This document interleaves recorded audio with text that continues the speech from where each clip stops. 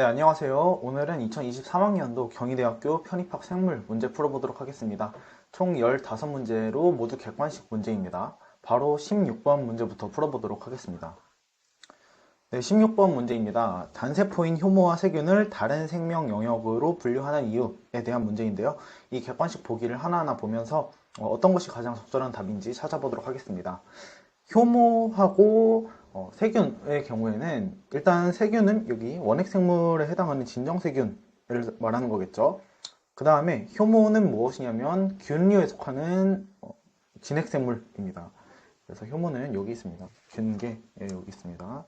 효모. 그래서 이 진정세균과 고세균 모두 원핵생물이고요. 그 다음에 균계, 식물계, 동물계, 원생생물계 모두 진핵생물이라고 보시면 되겠습니다. 그래서 이것을 다른 생명 영역으로 구분하는 이유는 정답부터 말씀드리면 바로 4번이 제일 적절한 답이 되겠죠. 세균은 핵이 없이 핵양체로 염색체를 구성한다라는 것입니다. 진정세균과 효모는 일단 가장 큰 구분 기준이 원핵생물이냐 진핵생물이냐인데요. 여기는 세균은 원핵생물이고요. 효모는 균계에 속하는 진핵생물입니다. 원핵생물과 진핵생물을 구분하는 가장 큰 기준은 무엇이냐면 세균은 이 원핵생물은 핵이 없다. 핵이 없어서 핵양체로 염색체가 구성되어 있다.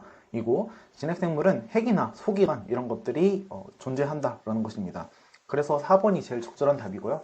나머지 보기도 하나하나 살펴보도록 하겠습니다. 첫 번째 보기 보시면 알코올 발효를 한다 이렇게 나와 있는데 알코올 발효는 효모하고 세균 모두 일어날 수 있는 대사 과정이므로 적절한 답은 아니고요. 2번 넘어가면 효모는 출하법으로 증식한다 라고 나와 있습니다. 그래서 출하법은 효모가 증식하는 방식은 맞습니다. 그러나 이제 생명 영역 분류의 근본적인 기준이라고 보긴 어렵고요. 3번 보기 넘어가시면 세균은 에너지를 생산하는 미토콘드리아가 없다라고 나와 있습니다. 세균은 핵이나 소기관이 없어서 미토콘드리아도 당연히 없고요. 그런데 이거는 이제 핵이 없는 원핵생물의 특징 중 하나, 핵이나 소기관이 없는 원핵생물의 특징이라고 보시면 되고, 그것을 더 근본적으로 설명하는 것은 4번이 더 적절한 분류 기준이라고 생각합니다. 그리고 5번 보기 보시면 효모와 세균이 크기가 다르다 이렇게 나와 있는데, 크기는 생명을 분류하는 주요한 기준이 아니므로 적절한 답이 아닙니다. 그래서 답은 4번이 되겠습니다. 다음 17번 넘어가겠습니다. 효소 활성에 영향을 미치는 조건과 요소들에 대한 설명으로 옳지 않은 것은 이라는 문제인데요. 1번 보기부터 보겠습니다. 대부분의 효소는 특정 온도와 pH에서 최고의 활성을 보인다라고 나와 있습니다. 효소의 경우는 단백질이죠. 단백질 촉매이고 얘는 당연히 단백질로 이루어져 있기 때문에 온도나 pH에 민감하다라는 특성이 있습니다. 그래서 최적 활성을 가지고 지니는 온도나 pH가 그 범위가 존재합니다. 그러므로 맞는 설명이고요. 2번 보기 넘어가시면요. 효소의 촉매 반응에서 기질 농도가 증가하면 기질 효소 복합체는 포화 상태에 이르지만 반응 속도는 지속하여 증가한다 라고 나와 있는데, 반응 속도가 증가한다라는 설명이 틀린 설명이죠. 왜냐하면 기질의 농도가 증가할수록 V는 Vmax로 수렴하기 때문이죠. 그래서 미하일리스 멘텐식 그래프를 보시면요. 기질 농도에 따른 반응 속도가 바로 미하일리스 멘텐식이고요.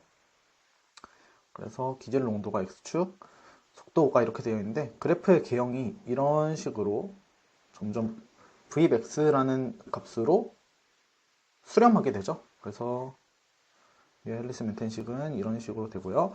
2번 보기가 틀린 보기이므로 답은 2번입니다. 3번 넘어가면 효소의 활성 부위에 붙을 수 있는 억제자는 기질과 유사한 구조를 가져서 기질의 접근을 막고 반응 속도를 낮춘다라고 나와 있습니다. 이런 억제자가 무엇이죠? 바로 경쟁적 억제제이죠. 그래서 경쟁적 억제제는 기질하고 유사한 구조를 가지므로 효소의 활성 부위에 경쟁적으로 결합할 수 있죠. 그래서 기질이 접근하는 것 자체를 방해하는 그런 특징이 있습니다. 다음 4번 넘어가시면요. 되먹임 억제 조절 작용은 대사의 최종 산물이 조절 효소의 억제자로 작용하여 대사 중간 산물의 합성을 막는다라고 되어 있습니다. 그래서 이런 피드백 같은 경우에는 대사의 경로에 있는 최종 산물이 그 경로의 초기 단계 효소를 억제한다. 그래서 불필요한 물질이 과도하게 생성되는 걸 막는 것이 바로 피드백이죠. 피드백 억제. 이렇게 기억하시면 되겠고요. 그러니까 맞는 설명입니다. 이거는 경쟁적 억제제에 대한 설명이고요. 다음 5번 넘어가겠습니다. 비단백질성 보조인자는 활성 부위에 결합해 촉매 작용에 영향을 미치는데 대표적으로 금속이온 같은 무기물이다 라고 나와 있습니다. 그래서 이런 보조인자는 비단백질의 물질을 보조인자라고 하죠. 이 보조인자 같은 경우에는 효소의 촉매 작용이 필수적인 그런 비단백질성 물질을 말하는데요. 이런 무기물도 있는데 조효소 같은 경우에는 유기물도 있습니다. 그래서 그 보조인자 같은 경우에는 비단백질성 물질로 효소의 촉매작용을 도와주는 물질인데요. 얘 같은 경우에는 무기물도 있는데 또 유기물도 있습니다. 그래서 비타민 같은 경우도 보조인자로 작용을 하죠. 그래서 답은 2번입니다. 다음 18번 문제입니다. 세포벽 합성을 저해하는 항생제의 작용으로 세균이 죽게 되는 이유를 고르시오. 이렇게 나와 있는데요. 세균의 세포벽은 무엇으로 이루어져 있죠?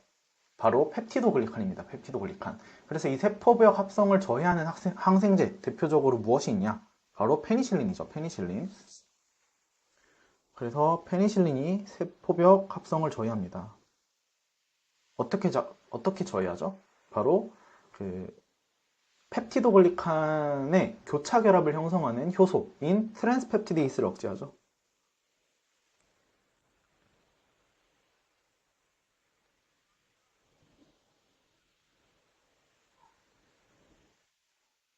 그래서 이렇게 되면은 세포벽 합성이 잘 되지 세포벽이 정상적으로 합성되지 않겠죠? 그래서 펩티도글리칸 교차 결합이 제대로 형성되지 않습니다. 이런 식으로 세포벽이 제대로 형성되지 않으면 어떠한 효과가 있는 거죠? 항생제에. 왜 그러냐면 주변 환경과의 삼투압 차이를 견디지 못하게 되죠.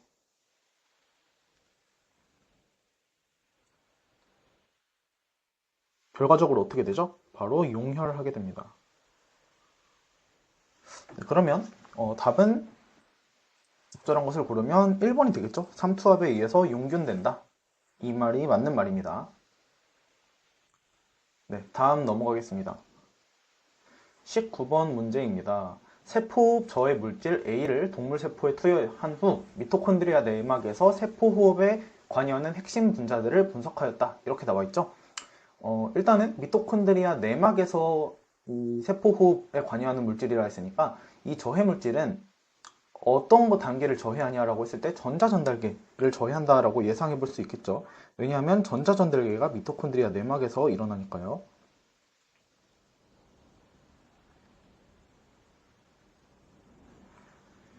그래서 이 경우에 산소의 소비가 없어졌다라는 특징을 저해 물질 A를 처리했을 때 산소의 소비가 없어졌다라는 특징을 하나를 먼저 찾아냈고요. 그 다음에 NADH가 환원되지 않았다라고 나와 있습니다. 그 다음에 ATP가 합성되지 않았다라는 세 가지 특성을 찾을 수 있습니다. 근데 여기서 일단 하나 잘못 오류를 짚고 넘어가야 되는데요. NADH는 이미 환원형 형태이죠. 그래서 NAD가 환원이 아니라 NAD가 산화가 돼야 NAD 플러스가 되겠죠.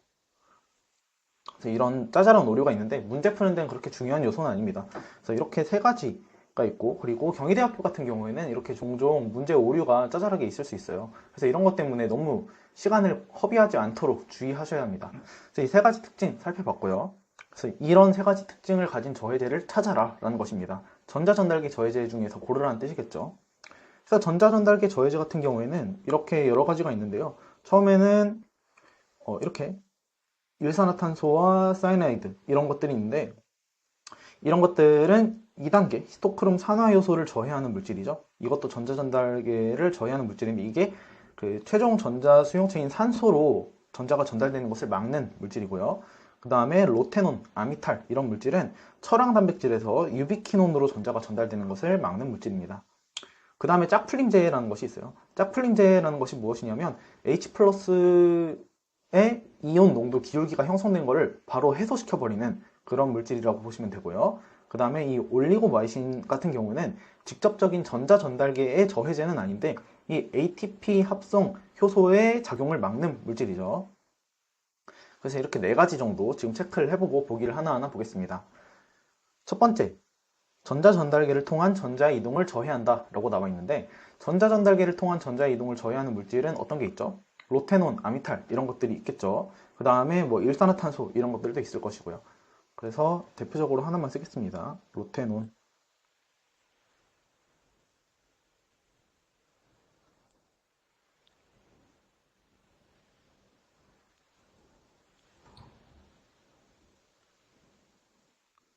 이 로테눔 같은 경우에는 만약에 처리하게 되면 어떤 효과가 있을까요? 바로 전자 전달 자체가 스탑 멈추게 되니까요. NADH가 산화가 되지 못하게 되고요. 그래서 NADH가 축적되게 되겠죠. 그 다음에 산소가 이어서 전자 전달을 받지 못하게 되니까 산소의 소비도 없게 되고요. 그 다음에 전자 전달 자체가 멈췄기 때문에 수소이온 농도 기울기 형성이 잘 안 돼서 ATP 합성도 안 되겠죠. 그러니까 우리 문제에서 주어진 세 가지 조건을 전부 다 충족한다고 볼 수 있습니다. 그래서 답은 1번입니다. 나머지 보기도 하나씩 볼까요? 2번, 미토콘드리아 내막에 H 플러스 이동의 우회 경로를 제공한다 라는 물질이 설명이 있는데 이 물질은 바로 짝플림제죠. 짝플림제 같은 경우에는 서모제닌 이런 것들이 있는데 얘네들은 양성자 기울기를 없애서 그래서 ATP 합성은 결과적으로 안 되게 되지만 전자 전달은 정상적으로 일어나게 되겠죠. 그래서 이런 거는 산소 소모량이 오히려 증가하게 되고 그 다음에 열이 발생하게 됩니다. 그렇기 때문에 적절한 답이 아니고요. 세 번째, ATP 합성 요소에 결합하여 효소 기능을 저해한다. 이건 뭐죠? 올리고마이신이죠. 올리고마이신을 처리하게 되면은 얘네는 ATP 합성은 막지만 전자 전달계 이동은 정상적으로 일어납니다. 그러니까 탄소 소비나 이런 것들은 정상적으로 일어나겠죠. 그렇기 때문에 틀린 설명입니다. 네 번째, 해당 과정과 시트르산회로에서 합성되는 ATP 생성량에는 변화를 초래하지 않는다라고 나와 있는데요. 만약에 이렇게 전자전달계가 멈추게 되면은 저해제 A 같은 물질로 전자전달계가 멈추게 되면은 NADH가 기본적으로 축적이 되겠죠. 소모가 되지 않고. 그렇다면 이런 물질이 어떤 작용을 하냐? 해당 과정이나 TC 회로를 억제하는 역할을 합니다. 그래서 이 전자전달계만 멈추는 것이 아니라 결과적으로 보면은 크게 보면 해당 과정과 시트르산 회로 이런 것도 속도에 영향을 미칠 수 있습니다. 그렇기 때문에 틀린 설명입니다. 다섯 번째, 전자 전달계를 통해 이동된 전자를 산소 대신 받아서 환원된다. 이거는 여기서 문제 나온 거에서는 없는데요. 만약에 이런 물질이 있다고 하면 전자 대신에 최종 전자 수용체가 산소가 아니라 다른 물질이 된다라는 것인데 이 경우에는 산소 대신에 다른 그 물질이 전자를 받는다 정도의 의미이므로 전자 전달은 당연히 정상적으로 발생하고 NADH가 산화하거나 H 플러스 기울기가 형성하거나 ATP 합성 이런 것들이 정상적으로 발생하겠죠. 그렇기 때문에 틀린 설명입니다. 그래서 답은 1번이 되겠습니다. 다음 20번 문제 넘어가겠습니다. DNA 복제에 대한 설명으로 옳지 않은 것은 이렇게 나와 있는데요. 1번 보기부터 보겠습니다. 새롭게 확성되는 DNA는 5'에서 3' 방향으로 신장된다. 이렇게 나와 있는데 이건 맞는 설명이죠. 이것도 잘 기억하셔야 돼요. 5'에서 3' 방향이다. 매우 중요한 사실이니까 기억 잘 하셔야 되고요. 그래서 새로운 DNA 가닥이 5'에서 3' 방향으로 만들어지는 것이고 그러면 주형 가닥은 어느 방향으로 있는 것이죠? 역평행 구조로 DNA가 이중 가닥을 형성하고 있으니까 주형 가닥은 3'에서 5' 방향으로 읽으면서 DNA 가닥은 5'에서 3' 방향으로 합성이 되겠습니다. 그래서 맞는 설명이고요. 2번 넘어가겠습니다. DNA 중합효소는 스스로 DNA 합성을 아니다. 죄송합니다. DNA 합성 개시를 위해서 3' 모이치기를 제공하는 RNA 프라이머가 필요하다라고 나와 있습니다. 네, 그렇죠. DNA 중합효소는 그 DNA 합성을 스스로 시작할 수 없죠. 왜 그러냐? DNA 합성 요소가 작용하기 위해서는 반드시 3'OH라는 구조가 있어야 됩니다. 그런데 이 DNA 합성이 처음에 딱 하려고 할 때 아무것도 없는 상태이잖아요. 그러니까 대신에 이 RNA 프라이머가 와가지고 합성을 시작합니다. 그래서 이 RNA 프라이머가 RNA를 일부 합성하고 나서 그러면 이제 3'OH라는 구조가 생기겠죠. 그 다음에 이제 DNA 합성 요소가 와서 DNA 합성을 시작합니다. 그래서 이런 RNA 프라이머가 와가지고 RNA 프라이머를 만들어주는 애가 바로 프라이메이스죠.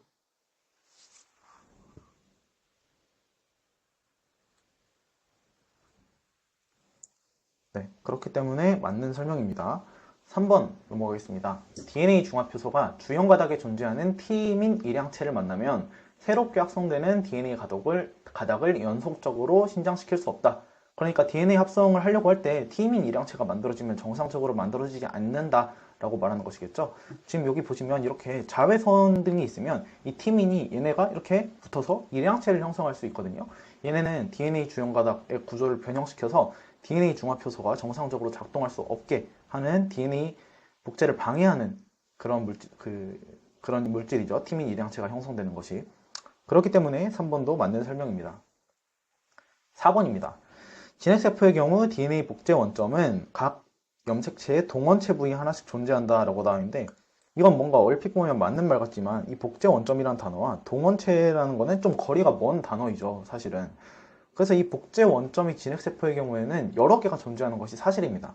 여러 개가 존재하고 여러 개가 존재하는 것이 맞고요. 그래서 얘네는 동원체는 무엇이냐면, 동원체는 염색 분체가 부착하는 부위죠. 염색체가 만들어졌을 때, 염색체가 이렇게 복제가 되었을 때, 곱하기 2배가 되었을 때, 이 염색 분체들을 붙잡고 있는 이런 물질을 바로 동원체라고 부르죠. 그렇기 때문에 이 복제 원점의 경우에는 DNA가 복제가 시작하는 이 부분을 말하는 것이죠. 그래서 얘네는 전혀 관련이 없는 설명이라고 보시면 되겠습니다. 그래서 틀렸고요. 답은 4번입니다. 5번.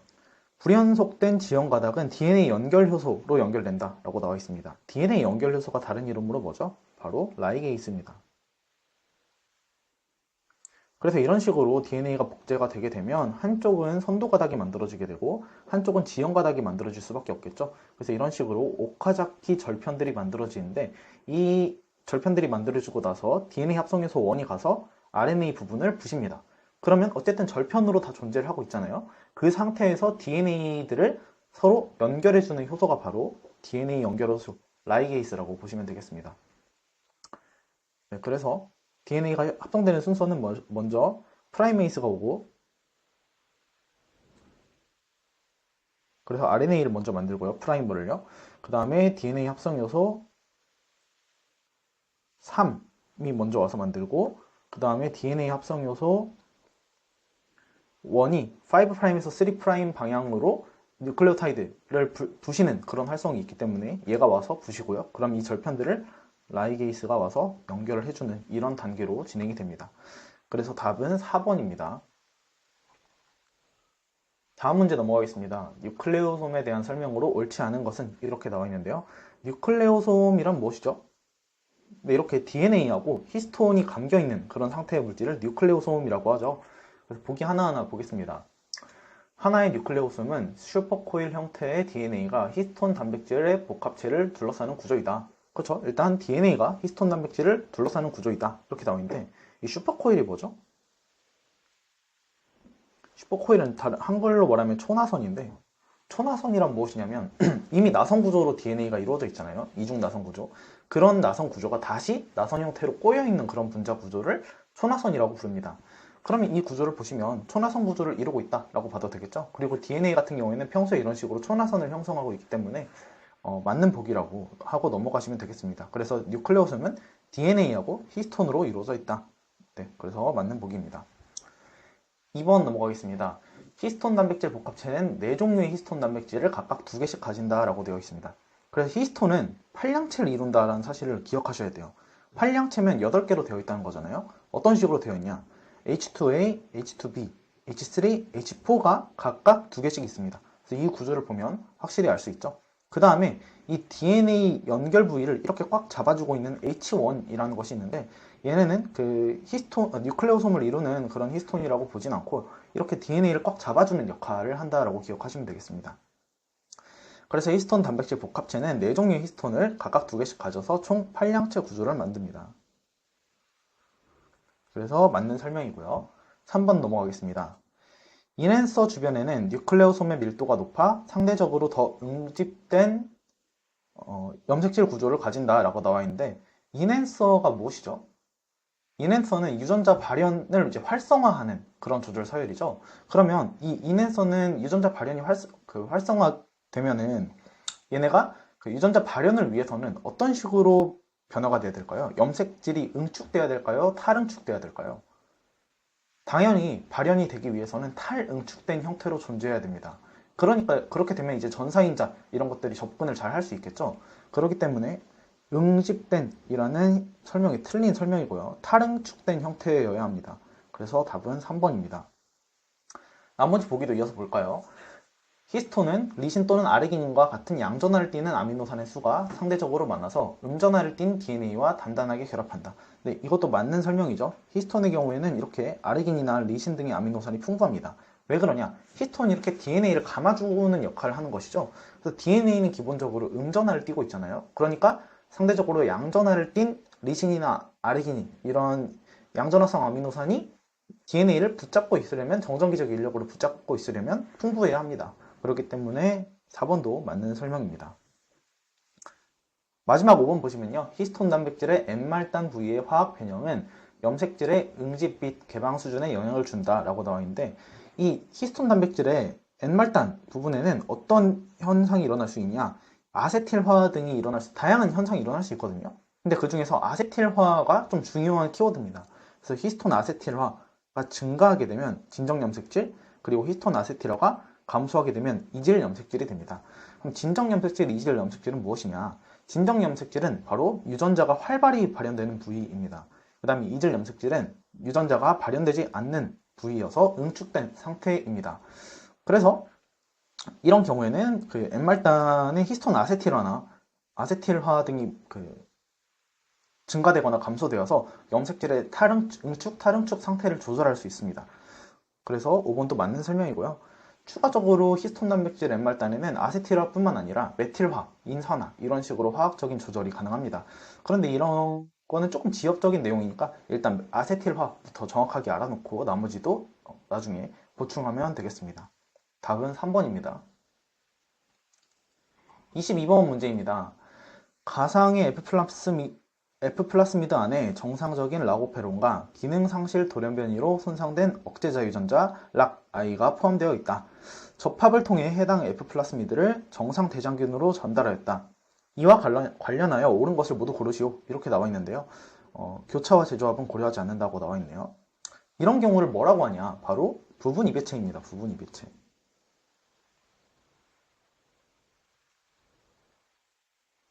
부분 이배체란 무엇이냐면 원래 같은 경우에는 하나의 생물, 예를 들어서 이런 식으로 대장균 하나당 라고페론의 유전자 부위가 하나가 존재하잖아요.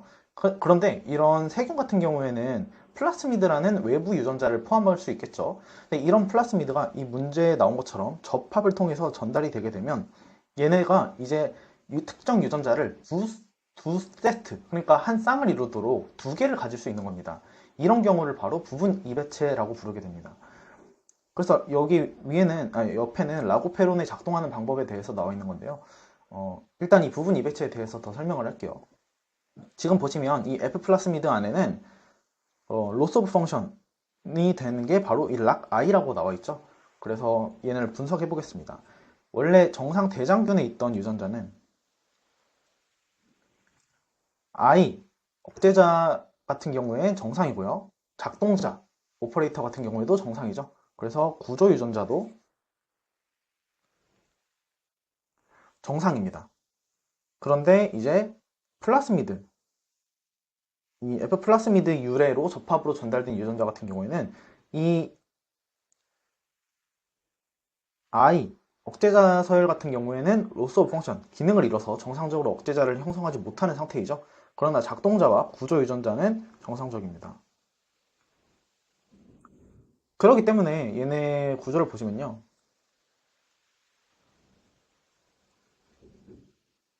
이 F 플라스미드가 접합을 통해서 이 라고페론 유전자를 전달했으면, 대장균으로 전달했으면 이런 식으로 부분 이배체 형태를 이루게 되는데요. 그러면 억제자 단백질 같은 경우에는 이 F 플라스미드에선 형성되지 못하지만 이 억제자 단백질이 여기서 형성될 수 있겠죠. 그래서 여기와 여기에 둘 다 붙을 수 있는 겁니다.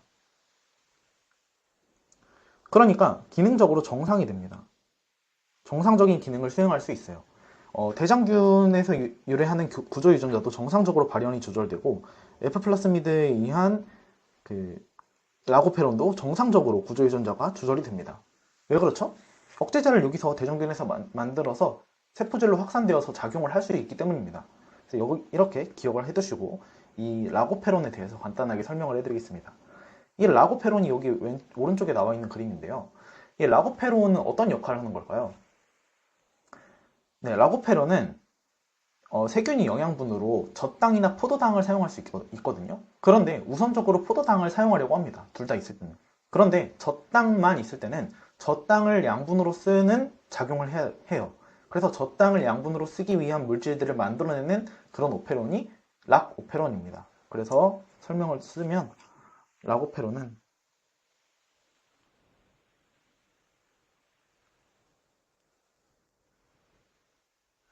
얘네는 포도당이 없고 고갈되고 젖당이 있는 환경에서 얘네가 그 젖당을 양분으로 쓰기 위한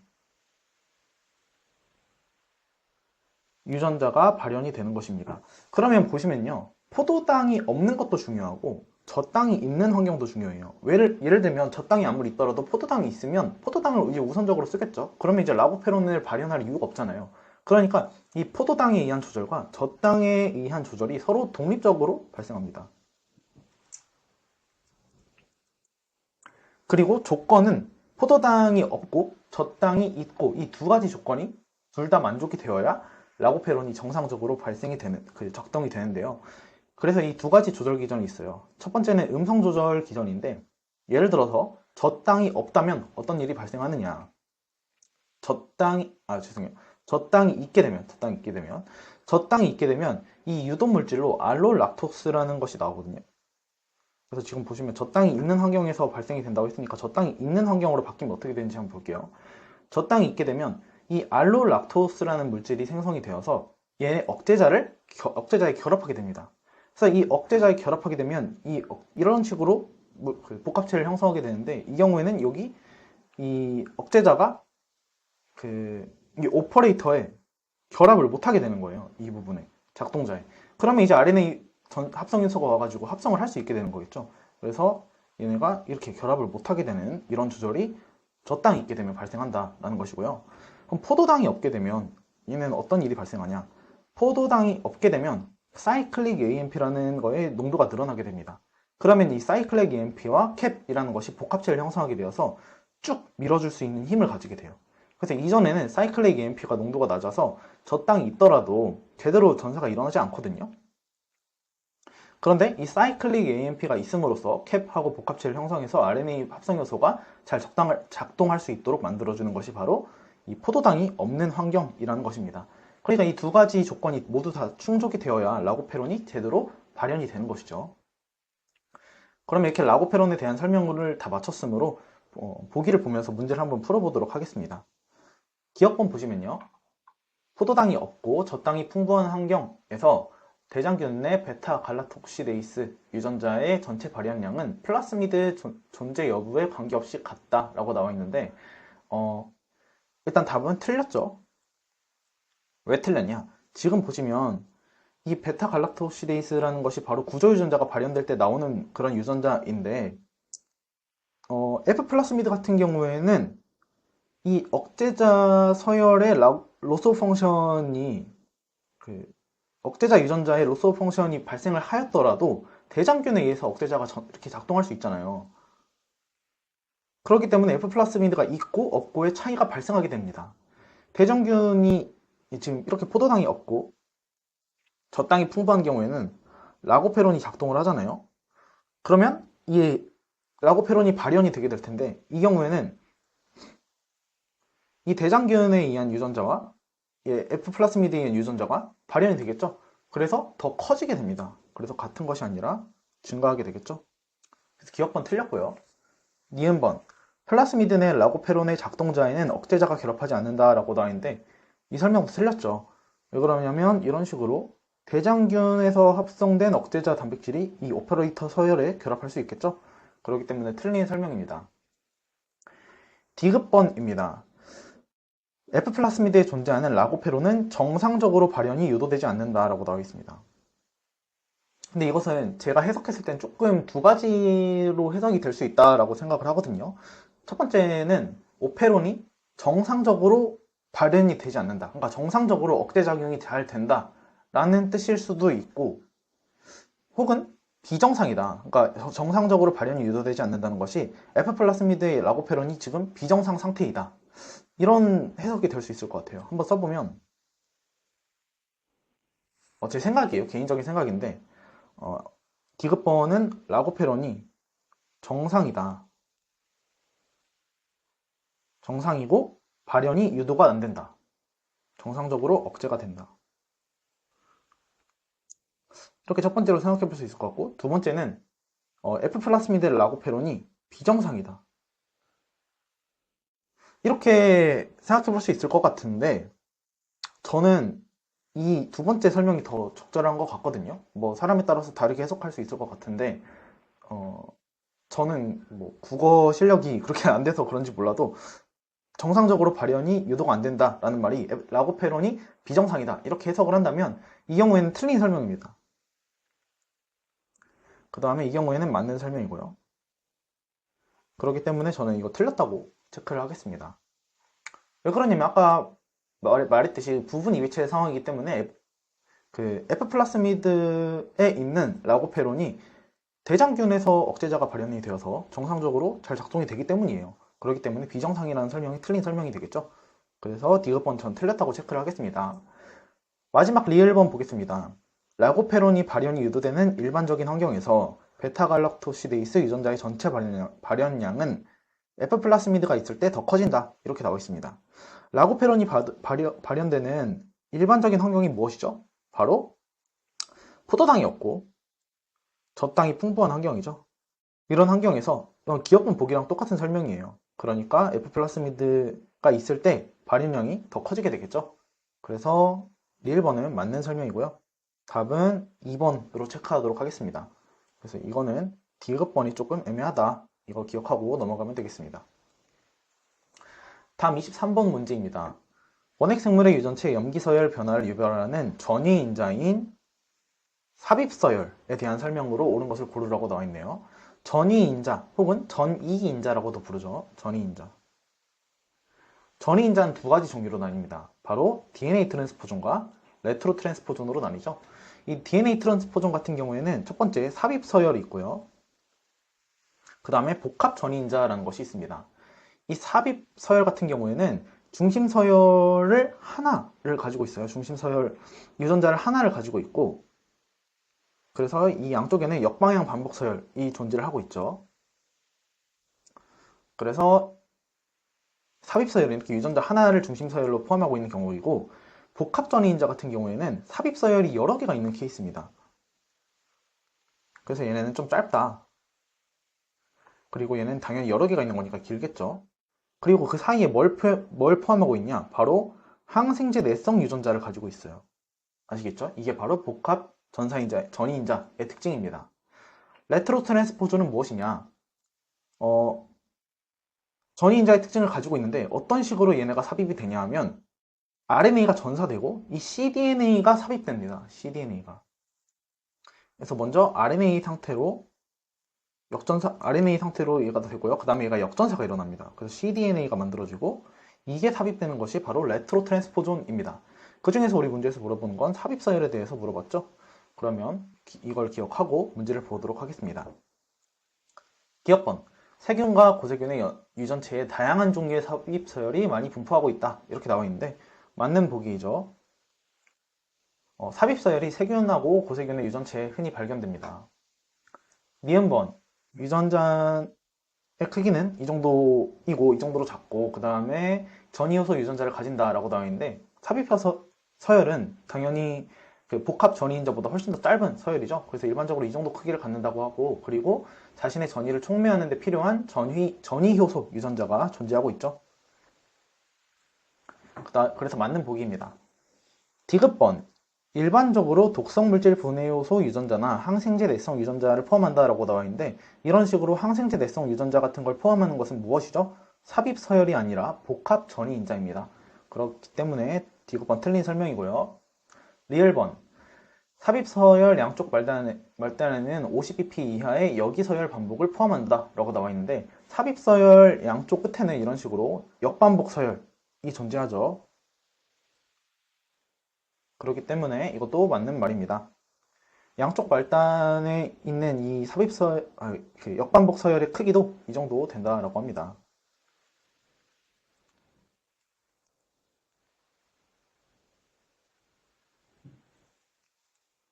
대략 9에서 40bp 정도 된다고 해요. 그 다음에 미음번, 다양한 환경, 스트레스에 의해 삽입 서열은 다른 위치로 이동할 수 있다. 그쵸? 전이인자 특징 중에 하나가 이동할 수 있다라는 것입니다. 그래서 미음번도 맞고요. 답은 기역, 니은, 리을, 미음번으로 2번이 되겠습니다. 다음 24번 문제입니다. 한 살모넬라 균주는 히스티딘 합성이 필요한 효소를 하나 만들지 못하는데 이것은 해당 효소의 유전자 내에 발현된 단일 염기 치환으로 이루어진 넌센스 돌연변이가 생겼기 때문이다. 넌센스 돌연변이가 생겼다고 해요. 이건 단일 염기 치환으로 발생하는 것이죠. 그런데 해당 균주를 계대 배양하는 과정에서 히스티딘을 합성할 수 있는 개체를 우연히 발견했다라는 것입니다. 이 개체가 생긴 이유를 설명하는 것을 고르시오, 모두 고르시오 이렇게 나와 있네요. 이건 무슨 현상이냐? 살모넬라 균주가 원래 정상적 같은 경우에는 히스티딘을 합성을 해요. 그래서 균주가 히스티딘을 합성을 해요. 그런데 얘가 어떤 돌연변이가 일어났냐? 바로 넌센스가 일어났다는 거예요. 그럼 히스티딘을 정상적으로 합성하지 못하겠죠? 왜 그러냐? 넌센스 돌연변이란 무엇이죠? 염기가 하나가 치환됐는데 바로 뭘 만드는 거냐? 종결 코돈을 만드는 거예요. 종결 코돈. 그래서 그럼 어떻게 되죠? 서열이 짧아지게 되겠죠? 종결 코돈을 먼저 만들어 버렸으니까 원래 같은 경우에는 종결 코돈이 그 뒤에 와야 되는데 염기의 치환 돌연변이가 일어나게 돼서 그 폴리펩타이드 길이가 짧아지게 됩니다. 그래서 얘네는 히스티딘을 정상적으로 합성하지 못하고요. 그런데 얘네를 계대 배양하는 과정에서 뭐가 생겼다? 바로 히스티딘을 정상적으로 합성할 수 있는 개체가 생겼다는 거예요. 이 경우에는 왜 그럴까요? 바로 돌연변이가 발생했기 때문입니다. 바로 복귀 돌연변이라고 해요. 네, 이 경우에는 이제 단백질이 정상적으로 합성이 되는 것이겠죠. 이렇게 살펴보고 기억, 니은, 디귿, 리을번 보겠습니다. 기억, 넌센스 돌연변이가 정상 염기 서열로 돌아가는 복귀 돌연변이가 발생되었다. 네, 맞는 설명이죠. 복귀 돌연변이가 발생했기 때문에 히스티딘을 이제 정상적으로 합성할 수 있는 개체가 생긴 겁니다. 니은번, 넌센스 돌연변이로 인해 존재하는 종결 코돈의 다른 단일 염기 치환 돌연변이가 발생하여 종결 코돈이 아닌 다른 아미노산의 코돈으로 변화되었다. 그렇죠. 복귀 돌연변이가 발생하게 되면 그 종결 코돈 부분에 다른 돌연변이가 생겨서 이제 종결 코돈이 더 이상 아니게 되는 것이죠. 디귿번, 한 tRNA 유전자의 안티코돈 서열의 돌연변이가 발생되어 해당 종결 코돈을 인식할 수 있는 tRNA가 생성되었다라고 나와 있습니다. 이것도 가능한 경우의 수 중에 하나예요. 지금 보시면 원래 이제 종결 코돈 예를 들어서 이 히스티딘을 합성하는 유전자 중에서 종결 코돈이 먼저 만들어졌잖아요. 예를 들면 뭐 종결 코돈 중에 하나인 UAG 이런 것이 만들어졌다 쳐볼게요. 그러면 이제 스탑이 발생을 하잖아요. 이 경우에는. 근데 돌연변이가 어떤 돌연변이가 일어난 거냐면 이 UAG를 인식하는 tRNA가 바로 히스티딘 아미노산을 달고 있으면 됩니다. 아시겠죠? 그러면 코돈 자체는 종결 코돈이라도 아미노산이 오게 되면 됩니다. 비록 서열은 종결 코돈이지만 아미노산이 거기에 와서 합성이 되게 된다는 것입니다. 그러면 이제 정상적으로 쭉 이어서 진행이 되겠죠? 그래서 이 경우에도 가능한 경우의 수입니다. 다음 리을번 보겠습니다. 치환 돌연변이가 결실되어 해당 종결 코돈이 다른 아미노산의 코돈으로 변화되었다라고 나와 있습니다. 이 말 자체가 조금 애매하긴 해요. 치환 돌연변이가 결실됐다라는 표현이 좀 애매하긴 하지만 유추해 보자면 그 치환 돌연변이가 원래 발생을 했잖아요. 그렇기 때문에 이렇게 종결 코돈을 형성하는 돌연변이가 만들어져서 히스티딘이 정상적으로 합성되지 못했고요. 그런데 이 돌연변이를 유도하는 이 아미노산, 염기 서열이 결실이 됐다라는 것입니다. 근데 염기 서열이 결실이 되게 되면 어떤 식으로 그 돌연변이가 발생하냐면 바로 트리동 돌연변이가 발생하게 됩니다. 그래서 결실 돌연변이 일반적으로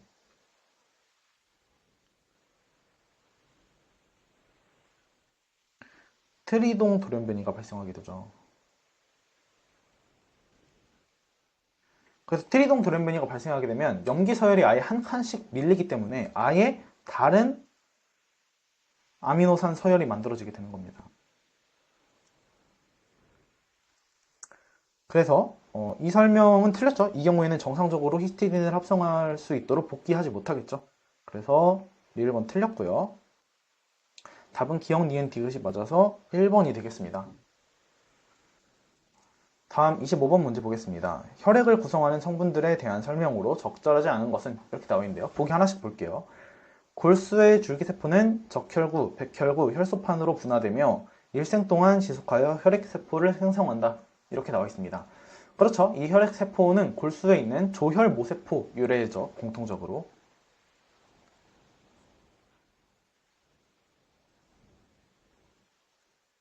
이 조혈모세포 유래로 분화되어서 이런 다양한 세포들이 만들어지게 되고요. 골수의 줄기세포가 바로 이 조혈모세포를 말하는 거죠. 그래서 얘는 이 과정은 평생 지속된다. 맞는 보기입니다. 두 번째 2번 보기 넘어가겠습니다. 혈장은 단백질, 이온, 영양소, 비타민, 호르몬, 물질대사 노폐물, 기체가 녹아있는 액체이다. 맞죠? 혈장의 경우에는 이렇게 혈액에서 혈구를 제외한 성분이 플라즈마를 혈장이라고 부르죠. 여기에는 아까 여기 이 보기에서 말하는 다양한 단백질이나 이온, 영양소, 비타민 이런 것들이 녹아 있습니다. 그래서 맞는 설명입니다. 3번 적혈구는 산소 운반자이며 성숙 과정에서 핵을 포함한 세포 소기관과 리보솜을 잃어버리기 때문에 물질 대사 능력과 수명에 한계가 있다. 이것도 맞는 설명이죠. 적혈구는 산소 운반한다. 맞죠? 그 다음에 성숙하면서 핵을 포함한 세포 소기관을 잃어버린다. 이것도 맞는 설명입니다. 그래서 얘네는 산소 운반에 최적화되어 있다. 이렇게 생각할 수 있고 물질 대사 능력과 수명에도 한계가 있죠. 왜냐면 자체적인 핵이나 소기관들이 대부분 잃어버렸으니까 얘네들은 수명이 대략 120일 정도이다. 이렇게 기억하시면 되겠습니다. 그래서 맞는 보기고요. 4번 백혈구는 세포 소기관과 리보솜이 없어서 체내의 죽은 세포나 조각들을 제거하며 에너지를 얻는 방어작용에 참여한다. 이렇게 나와 있는데 이 백혈구는 면역 반응에 관여하는 세포죠. 얘네들은 이런 체내의 죽은 세포나 조각들을 뭐 제거할 수는 있겠죠. 그런데 세포 소기관은 리보솜이 없다라는 설명은 틀렸습니다. 이 적혈구는 핵이나 다양한 세포 소기관이 모두 정상적으로 가지고 있습니다. 그렇기 때문에 4번이 틀린 보기이고요. 다음 5번 보겠습니다. 혈소판은 순환계에서 발생한 손상을 수리하는 혈액 응고를 유도한다. 그렇죠. 혈소판의 가장 주요한 기능 중에 하나가 혈전을 형성하여 출혈을 막는 그런 기능이 있습니다. 그래서 답은 4번입니다. 26번 문제 보겠습니다. 적응성 면역에 대한 설명으로 옳지 않은 것은 이렇게 있는데 이 적응성 면역이란 선천성 면역에 대비되는 개념이죠. 보기 하나하나 보도록 하겠습니다. 척추 동물만이 선천성 면역 이외에 적응성 면역 체계를 가지고 있다. 근데 아까 설명드렸던 대로 선천성 면역이라는 거와 대비되게 적응 면역이라는 것이 존재하는데 이 적응 면역은 고등 척추 동물만 그런 고등한 생물들만 가지고 있는 그런 고도로 특이적인 면역 체계이고요. 예를 들면 무척추 동물은 선천성 면역만 가지게 됩니다. 그래서 1번 맞는 보기입니다. 2번 T세포는 골수 조혈 모세포로부터 만들어지는 림프구이며 흉선에서 T세포로 발달한다. 네, 그렇죠. 이 T세포 같은 경우에는 골수에서 만들어지고 그 다음에 흉선에서 성숙을 하죠. B세포 같은 경우에는 골수에서 만들어지고 골수에서 성숙을 합니다. 그렇기 때문에 이것도 2번도 맞는 보기이고요. 3번 항원이 체내로 들어오면 그 항원에 특이적 수용체를 가진 소수의 림프구만 활성화된다. 이 설명도 맞는 설명이죠. 적응 면역을 할 당시에는 특이적인 수용체를 가진 소수의 림프구만 기억 세포들, 특히 기억 B세포, 기억 T세포 이런 것들이 활성화되게 됩니다. 그래서 빠른 면역 반응을 유도하게 되고요. 이 적응 면역이라는 것 자체가 특이적인 면역 반응을 기본적으로 하는 것이겠죠. 그래서 정리해서 설명을 하면은 항원이 체내로 유입이 되면 그 항원 지지세포가 이를 섭식을 하게 되죠. 그러면 그 MHC2의 펩티드를 이런 식으로 제시하게 됩니다. 그러면 이 MHC2를 인식하게 되면 이 보조 T림프구가 이를 인식하게 되어서 TCR을 통해서 인식하게 되어서 B세포나 T세포를 활성화시키게 되겠죠. 그렇기 때문에 얘네들은 그리고 동일한 항원이 다시 유입되는 경우에 항원 특이적인 기억세포들이 활성화되게 됩니다. 그래서 3번도 맞는 설명입니다. 특이적인 면역 반응이라 맞는 설명이고요. 4번, 형질세포라 불리는 B세포는 수명이 길어서 살아있는 동안 항원을 다시 만날 때 항체를 신속하게 다시 만들 수 있다 라고 나와 있는데, 이 설명은 틀린 설명이죠. 아까 설명드렸던 대로 항원 지지세포가 항원을 섭식하고요.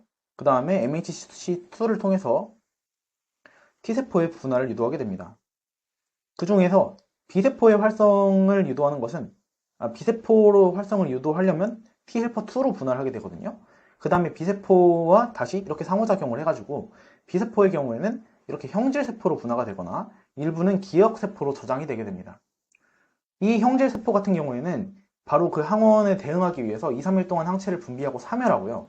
이 기억세포는 그대로 남아있는데 다시 항원이 재침입했을 때 빠르게 항체를 생성하는, 그 특이적인 항체를 빠르게 생성하는 역할을 하는 것입니다.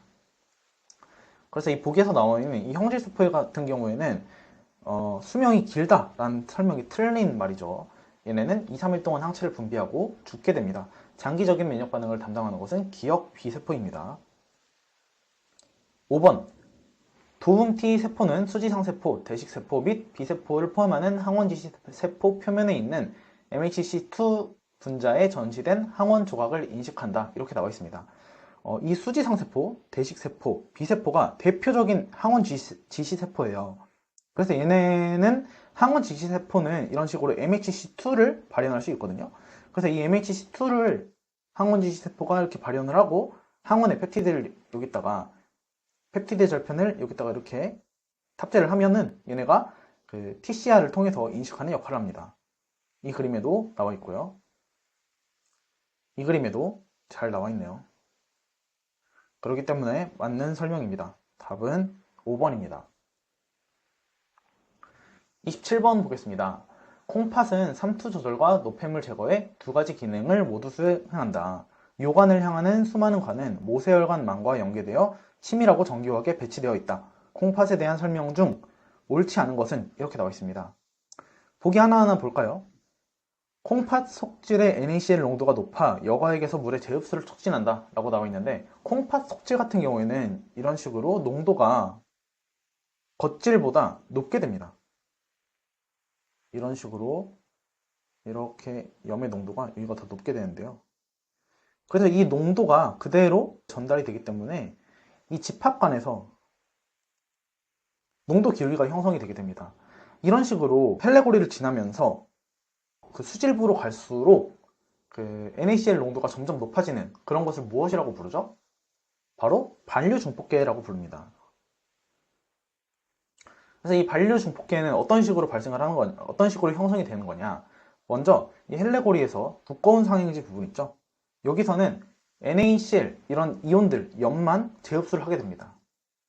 그러면 이 상행지에서 만든 삼투기울기를 이용해서 하행지에서는 물이 흡수되게 됩니다. 그러면 이 두 과정이 계속 진행되면 이런 식으로 수질부의 기울기가 만들어지게 돼요. 속질로 내려갈수록 NaCl의 농도가 높아지게 됩니다. 다음은 이 원료가 집합관을 따라서 이렇게 쭉 갈 때 이 농도 기울기가 계속 진해지니까요.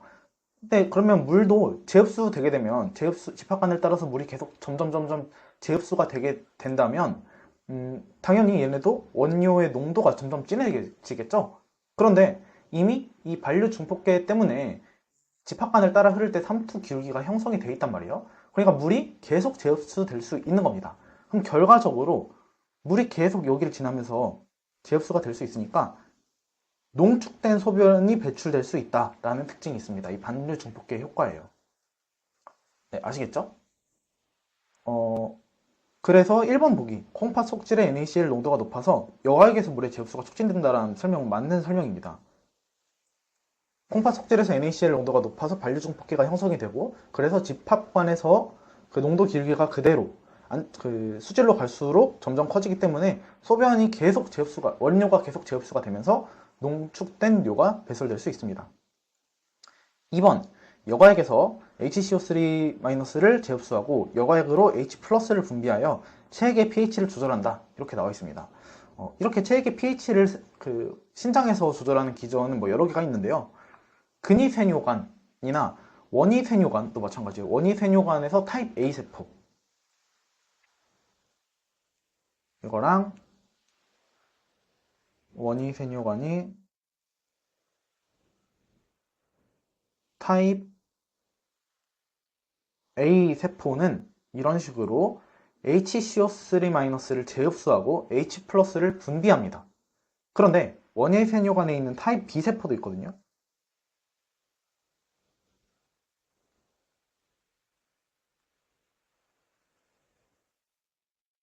얘네는 반대로 HCO3-를 분비하고 H+를 흡수합니다. 재흡수하게 되는 것이죠.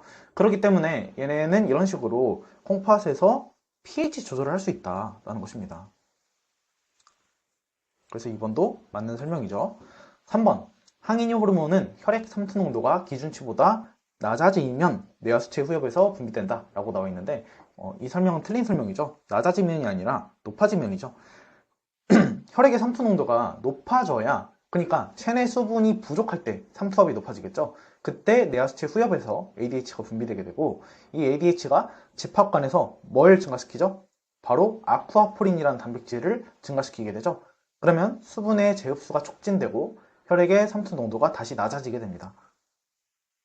그렇기 때문에 3번은 틀린 설명입니다. 4번, 콩팥 내 헬레고리를 포함한 역류중폭계가 콩팥 안쪽의 염농도 기울기를 유지하는데 여과액이 이동하면서 삼투 현상에 의해 물을 빼앗기게 되고 염과 요소 등이 농축된다. 네, 이 반려중폭계에 대한 설명은, 혹은 역류중폭계에 대한 설명은 아까 했죠. 그래서 얘네가 염농도 기울기를 형성하고 그것을 유지한다. 이것도 맞는 설명이고요. 여과액이 이동하면서 물을 계속 재흡수할 수 있게 된다. 그래서 어떻게 된다? 원료가 점점 물에 재흡수가 되게 돼서 농축된 소변이 배출되게 된다. 맞는 말입니다. 5번, 콩팥은 그 무게에 비해서 대사율이 높다. 이는 콩팥에서 NaCl의 능동수송이 많이 일어나서 에너지 소모가 크기 때문이다. 이렇게 나와 있습니다. 대사율이 높으면 당연히 에너지 소모가 크다라는 뜻이 되겠죠. 그래서 대표적으로 살펴보면 근위세뇨관에서 이온이 흡수될 때 어떻게 흡수되냐? 근위세뇨관에서 나트륨 칼륨 펌프 같은 게 있죠. 그 다음에 두꺼운 상행지에도, 두꺼운 상행지에서 이온을 선택적으로 흡수한다고 했잖아요. 그래서 얘네는 뭐 나트륨 칼륨 펌프가 여기도 있어요. 이런 게 있고, 뭐 또 이런 것들이 있어서 이게 다 이제 능동수송이죠. 이온들을 능동수송하는 그런 케이스들이 있는데, 그런 경우 때문에 그 에너지 소모가 당연히 클 수밖에 없고, 그래서 높은 에너지 대사율을 가진다. 맞는 표현입니다. 27번은 3번이 답입니다. 28번 넘어가겠습니다. 간의 기능에 관한 다음 설명 중 옳은 것을 모두 고른 것은? 기억번부터 볼까요? 혈중 포도당을 글리코겐으로 전환하여 간에 저장하고 필요할 때 당을 혈액으로 방출한다. 이것도 맞는 말이죠. 간의 경우에는 이렇게 당을 저장할 수 있는데요. 간이 이렇게 포도당을 저장할 수 있어요. 그래서 글리코겐으로 이렇게 저장하고 있을 수 있죠. 그 다음에 혈당이 좀 부족하다. 혈당을 좀 높이기 위해서는 글리코겐을 이렇게 쪼개서 다시 방출할 수 있죠. 혈액으로. 그래서 이렇게 혈당 조절 기능이 있다. 라는 것이고요. 그래서 맞는 표현이죠. 니은번, 지방과 콜레스테롤을 운반하는 지질 단백질을 합성한다. 이것도 맞죠. 간에서는 이 지질 단백질, VLDL, HDL 이런 것들이 합성이 될 수 있습니다. 맞고요. 디귿번, 소화관에서 흡수된 물질이 독성이 더 적은 형태로 변화시킨다. 이렇게 나와 있는데, 간의 가장 중요한 기능 중에 하나가 해독작용입니다. 해독작용. 그래서 이런 알코올, 노폐물, 이런 독성이 있는 물질들을 독성을 약화시키거나 수용성 형태로 변화시킵니다. 수용성으로 변화시키면 어떤 특징이 있죠? 혈액에 녹게 되는 거예요. 그러면 배출이 잘 될 수 있겠죠? 그래서 이렇게 간에서는 물질들의 해독작용을 한다. 중요한 간의 기능이고요. 리엘번, 쓸개즙을 생성한다. 이것도 기억 잘 하셔야 되죠? 쓸개즙은 간에서 생성되어서 쓸개에 저장이 되죠. 그 다음에 지방을 분해시킬 때, 지방을 소화할 때 분비가 되는 것입니다. 그래서 기억, 니은, 디귿, 리을이 전부 다 맞아서 답은 5번이 되겠습니다. 29번 문제입니다. 이 문제는 조금 어려울 수 있어요. 양리학적인 그런 개념을 알고 있으면 조금 쉬울 수 있는데, 일반 생물학을 공부하면서 그렇게 깊게 다루진 않는 내용이기 때문에 좀 연상을 하면서 풀었어야 할 것 같아요. 우리가 알고 있는 그런 인체 생리학적인 지식을 동원해가지고 추측을 해보는 거죠. 그래서 문제 바로 보겠습니다. 아래 제시문은 다양한 신경 전달 물질의 작용을 설명한다. 이를 기반으로 개발된 치료제의 사례로 적절하지 않은 것은 이렇게 나와 있는데요. 운동 뉴런에 의해 방출된 아세틸콜린은 골격근의 수축을 활성화한다. 맞죠? 운동신경은 말단에서 아세틸콜린을 분비를 해서 근육 수축을 유도하죠. 다음 설명입니다. 시냅스 세포의 수용체에 따라서 아세틸콜린은 흥분성이나 억제성으로 작용될 수 있다. 그렇죠? 수용체의 종류가 어떤 거냐에 따라서 혹은 세포의 종류가 어떤 거냐에 따라서도 달라질 수 있죠. 같은 신경 전달 물질이라도 그것이 흥분성인지 억제성인지 다르게 작용할 수 있습니다.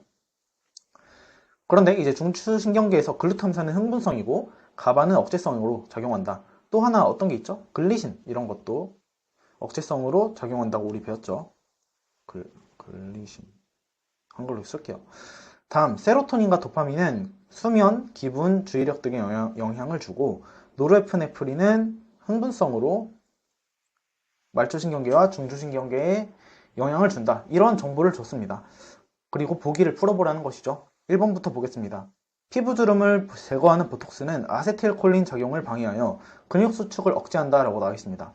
이 보톡스 같은 경우에는 일반 생물학에서도 중요하게 다루죠. 보톡스, 보툴리늄 독소, 이거는 운동신경 말단에서 아세틸콜린이 이렇게 방출되는 거, 손항을 통해서 방출되는 것 자체를 막죠. 그럼 어떻게 되죠? 얘네가 근육 수축 기능이 제대로 안 되게 되죠. 그러면 그 근육의 기능이 점점 완화, 그러니까 근육의 기능이 점점 안 하게 되는 거니까 근육이 발달이 점점 안 하게 되는 것이죠. 근육 발달이 약화되게 되는 것이죠. 그렇기 때문에 보톡스 주사 이런 거를 미용 목적으로 맞게 됩니다. 더 가름해지게 되겠죠. 그 부분이. 보톡스에 대한 설명으로 1번은 맞는 설명입니다. 2번 특정 항불안제는 가바 수용체를 활성화하여 억제성 시냅스에서 신경 전달 물질의 효과를 증가시킨다 이렇게 나와 있는데 이 제시문을 보고도 유출해 볼 수도 있겠죠. 중추신경계에서 가바는 억제성이래요. 그런데 항불안제가 가바를 활성화시키면 억제성 신경 전달 물질이 증가되겠죠. 그렇기 때문에 항불안 효과가 있겠죠. 진정되는 효과겠죠. 불안하니까 진정을 시켜주는 효과가 있어야 되잖아요. 그래서 이런 약물로 대표적으로 디아제팜 같은 것이 있습니다. 3번 특정 정신분열증 치료제는 도파민 수용체를 차단하여 시냅스 후 뉴런의 흥분을 감소시킨다 라고 나와 있습니다. 정신분열증 대표적으로 이런 식으로 도파민에 관련이 있어요. 도파민도 굳이 분류해서 생각해보면 흥분성이라고 생각을 해볼 수 있겠죠. 그래서 이런 정신분열증 혹은 조현병 같은 경우에 조현병 일반적으로 이 도파민 수용체 그 중에서도 D2 수용체하고 관련이 있다. 그 도파민 활성화하고 관련이 있다고 생각하는데 이 항정신병 약물의 경우에는 이 D2 수용체를 특히 차단해서 도파민의 효과를 감소시킨다. 그러면 흥분이 감소된다.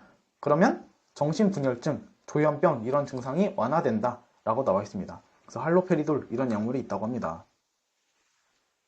그래서 맞는 설명이고요. 4번 항우울제에는 세로토닌의 재흡수를 억제하는 것도 있다. 이 세로토닌의 재흡수를 억제하게 되면 이 세로토닌이 흡수가 잘 안 되니까 이 시냅스 사이에서 세로토닌의 농도가 증가하게 되고 세로토닌의 작용 시간이 증가하게 되겠죠. 근데 세로토닌, 도파민 이런 거가 좋은 감정, 그러니까 기분을 증가시키는 거, 우울증 증상을 완화시키는 그런 거를 유도한다고 우리 흔히 알고 있잖아요. 그러니까 세로토닌의 작용이 증가하게 되는 것이고 그런 약물이 바로 SSRI 계열의 플로섹틴 이런 것이 있습니다. SSRI가 무엇이냐면 선택적 세로토닌 재흡수 억제제, 그러니까 셀렉티브 세로토닌 리업테이크 이니비터입니다. 그래서 플로섹틴 이런 것이 있습니다. 맞고요.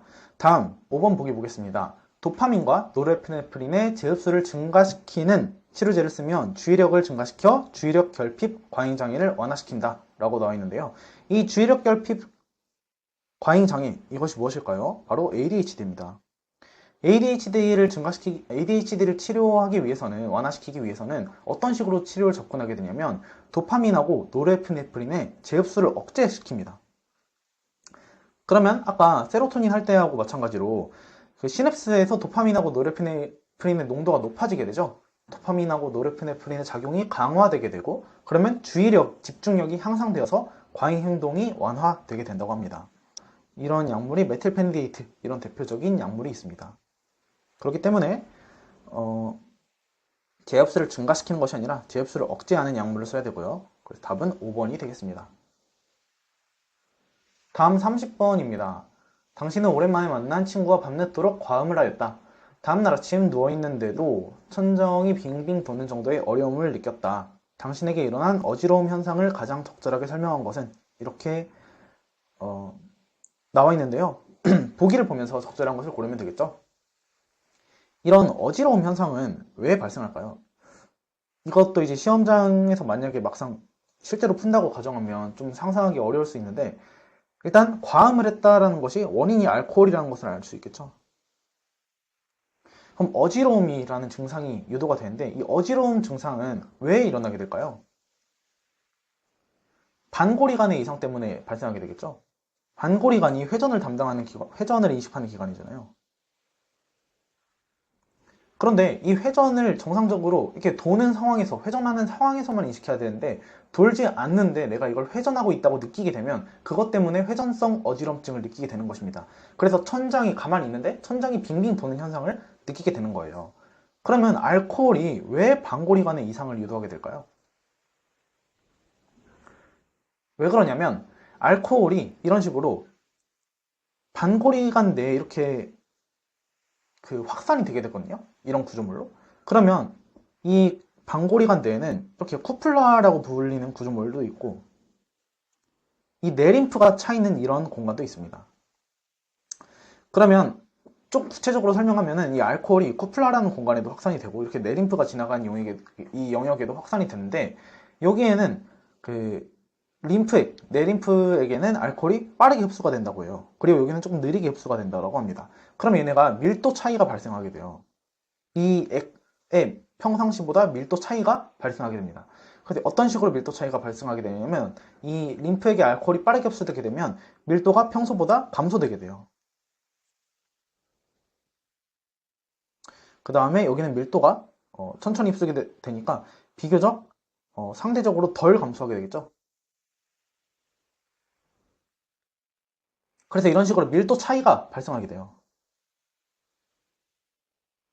그러면 이 밀도 차이가 발생하게 되면 이 림프액이 부력이 생겨서 움직여서 이 쿠플라를 비정상적으로 자극시킨다고 합니다. 그럼 이 쿠플라라는 것이 밀도 차이에서 부력 때문에 비정상적으로 자극을 받게 되면 거기에 있는 헤어셀, 유무세포들이 비정상적으로 움직이게 되겠죠. 그렇기 때문에 뇌에는 움직이고 있다는 신호를 잘못 보내주게 되고, 그래서 회전성 어지럼증을 느낀다라고 합니다. 그렇기 때문에 그것을 가장 잘 설명하고 있는 답은 3번이죠. 알코올이 흡수되어서 액체의 밀도를 감소시킨다. 그래서 털세포가 휘어진 상태이다. 이런 식으로 이해하시면 되겠습니다. 참고로 말씀드리면 알코올을 섭취했을 때 어지럼증을 느끼는 경우는 이런 식으로 반고리관과 관련이 있는데, 알코올 섭취 시 중심을 이렇게 잡지 못하고 이렇게 휘청휘청거리는 경우도 있죠. 그 경우는 무엇이냐면 균형 유지를 담당하는 손해의 기능이 일시적으로 저하되기 때문이라고 합니다. 이것도 잘 알고 계시면 좋겠고요. 이상으로 2023학년도 경희대학교 편입학 생물학 문제 전부 풀어봤습니다. 수고하셨습니다.